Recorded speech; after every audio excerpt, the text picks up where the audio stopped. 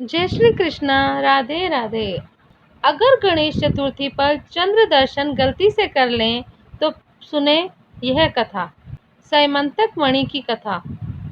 एक बार नंद किशोर ने सनत कुमारों से कहा कि चौथ के चंद्रमा के दर्शन से श्री कृष्ण पर जो लांछन लगा था वह सिद्धि विनायक व्रत करने से ही दूर हुआ था।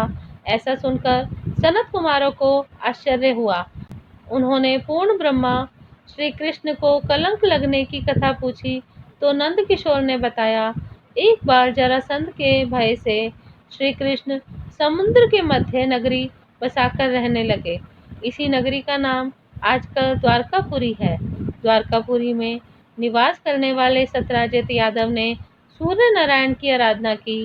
तब भगवान सूर्य ने उसे नित्य 8 बार सोना देने वाली सैमंतक नामक मणि अपने गले से उतार कर दे दी।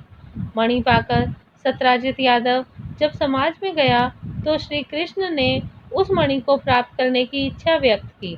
सत्यराजित ने वह मणि श्री कृष्ण को न देकर अपने भाई प्रसेनजित को दे दी। एक दिन प्रसेनजित घोड़े पर चढ़कर शिकार के लिए गया। वहां एक शेर ने उसे मार डाला और मणि ले ली। रीछों का राजा जामवंत उस सिंह को मारकर मणि लेकर गुफा में चला गया। जब प्रसेनजित कई दिनों तक शिकार से न लौटा तो सत्यराजित को बड़ा दुख हुआ। उसने सोचा श्री कृष्ण ने ही मणि प्राप्त करने के लिए उसका वध कर दिया होगा।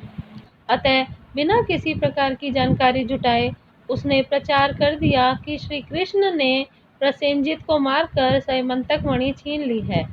इस लोक निंदा के निवारण के लिए श्री कृष्ण बहुत से लोगों के साथ प्रसेनजित को ढूंढने वन में गए। वहां पर प्रसेनजित को शेर द्वारा मार डालना और शेर को रीछ द्वारा मारने के चिन्ह उन्हें मिल गए। रीछ के पैरों की खोज करते करते वे जामवंत की गुफा पर पहुंचे और गुफा के भीतर चले गए। वहां उन्होंने देखा कि जामवंत की पुत्री उस मणि से खेल रही है। श्री कृष्ण को देखते ही जामवंत युद्ध के लिए तैयार हो गया। युद्ध छिड़ गया। गुफा के बाहर श्री कृष्ण के साथियों ने उनकी 7 दिन तक प्रतीक्षा की। फिर वे लोग उन्हें मर गया जानकर पश्चाताप करते हुए द्वारकापुरी लौट गए। इधर 21 दिन तक लगातार युद्ध करने पर भी जामवंत श्री कृष्ण को पराजित न कर सका।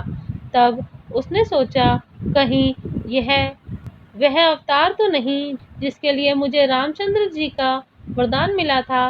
यह पुष्टि होने पर उसने अपनी कन्या का विवाह श्री कृष्ण के साथ कर दिया और मणि दहेज में दे दी। श्री कृष्ण जब मणि लेकर वापस आए तो सत्यराजित अपने किए पर बहुत लज्जित हुआ। इस लज्जा से मुक्त होने के लिए उसने भी अपनी पुत्री का विवाह श्री कृष्ण के साथ कर दिया। कुछ समय के बाद श्री कृष्ण किसी काम से इंद्रप्रस्थ चले गए। तब अक्रूर तथा ऋतुवर्मा की राय से शतधन्वा यादव ने सत्यराजित को मारकर मणि अपने कब्जे में ले ली। सत्यराजित की मौत का समाचार जब श्री कृष्ण को मिला तो वे तत्काल द्वारका पहुंचे।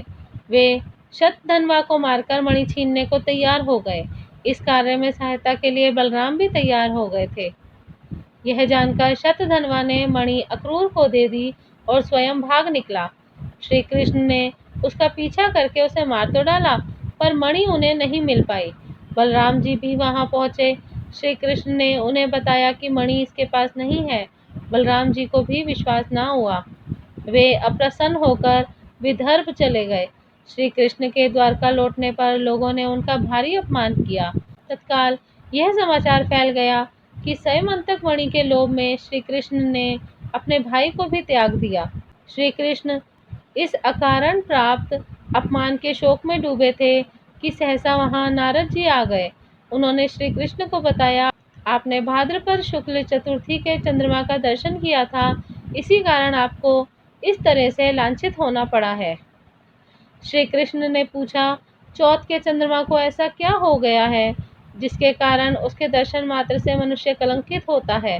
तब नारद जी बोले, एक बार ब्रह्मा जी ने चतुर्थी के दिन गणेश जी का व्रत किया था। गणेश जी ने प्रकट होकर वर मांगने को कहा तो उन्होंने मांगा कि मुझे सृष्टि की रचना करने का मोह न हो। गणेश जी ज्यों ही तथास्तु कहने लगे, उनके विचित्र व्यक्तित्व को देखकर चंद्रमा ने उपहास किया। इस पर गणेश जी ने रुष्ट होकर चंद्रमा को शाप दिया कि आज से कोई तुम्हारा मुख नहीं देखना चाहेगा। शाप देकर गणेश जी अपने लोक चले गए और चंद्रमा मानसरोवर की कुमुदनियों में जा छिपा। चंद्रमा के बिना प्राणियों को बड़ा कष्ट हुआ। उनके कष्ट को देखकर ब्रह्मा जी की आज्ञा से सारे देवताओं के व्रत से प्रसन्न होकर गणेश जी ने वरदान दिया कि अब चंद्रमा शाप से मुक्त हो जाएगा, पर भाद्रपद शुक्ल चतुर्थी को जो भी चंद्रमा के दर्शन करेगा उसे चोरी आदि का झूठा लांछन जरूर लगेगा, किंतु जो मनुष्य प्रत्येक द्वितीया को दर्शन करता रहेगा वह इस लांछन से बच जाएगा। इस चतुर्थी को सिद्धि विनायक व्रत करने से सारे दोष छूट जाएंगे। यह सुनकर देवता अपने अपने स्थान को चले गए। इस प्रकार भाद्रपद शुक्ल चतुर्थी को चंद्रमा का दर्शन करने से आपको यह कलंक लगा है। तब श्री कृष्ण ने कलंक से मुक्त होने के लिए यही व्रत किया था। कुरुक्षेत्र के युद्ध में युधिष्ठिर ने भगवान श्री कृष्ण से पूछा, भगवान, मनुष्य की मनोकामना सिद्धि का कौन सा उपाय है? किस प्रकार मनुष्य धन, पुत्र, सौभाग्य तथा विजय प्राप्त कर सकता है? यह सुनकर श्री कृष्ण ने उत्तर दिया, यदि तुम पार्वती पुत्र श्री गणेश का विधि पूर्वक पूजन करो तो निश्चय ही तुम्हें सब कुछ प्राप्त हो जाएगा। तब श्री कृष्ण की आज्ञा से युधिष्ठिर जी ने गणेश चतुर्थी का व्रत करके महाभारत का युद्ध जीता था।